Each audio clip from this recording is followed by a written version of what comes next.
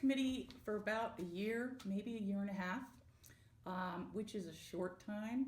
But last year we didn't have a committee, and I was particularly upset about things that were going on, and especially the Tamir Rice incident. And I went to our minister and I was like, oh my gosh, what are we doing? You know, we have to be as a group doing something about this. And when you start something like that in a church, you often end up heading a committee. So I became the committee chair and started to form a committee. And last year, it was just 4 of us. And now we're in a whole different place. So what started out as no committee has become a huge movement. With a mission statement that was pretty straightforward, but it's always broader than that. And so here's what it says in our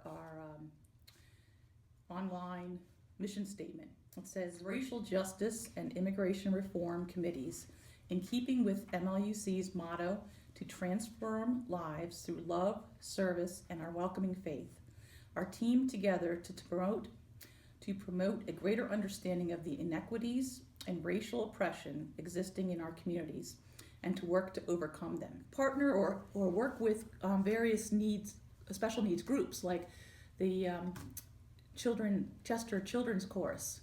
They did this awesome concert, and they're in Chester, which is only like 17 miles away.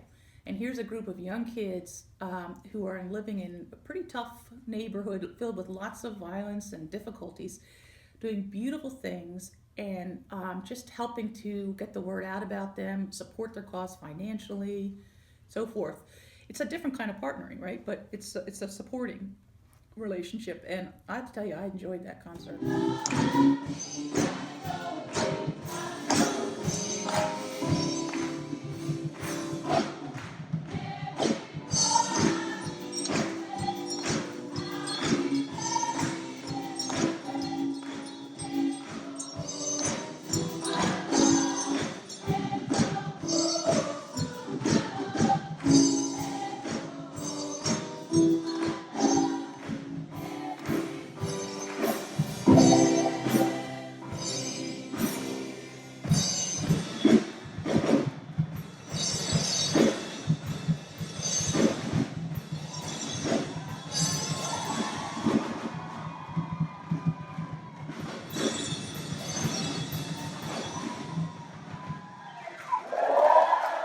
So last year we had a smaller committee.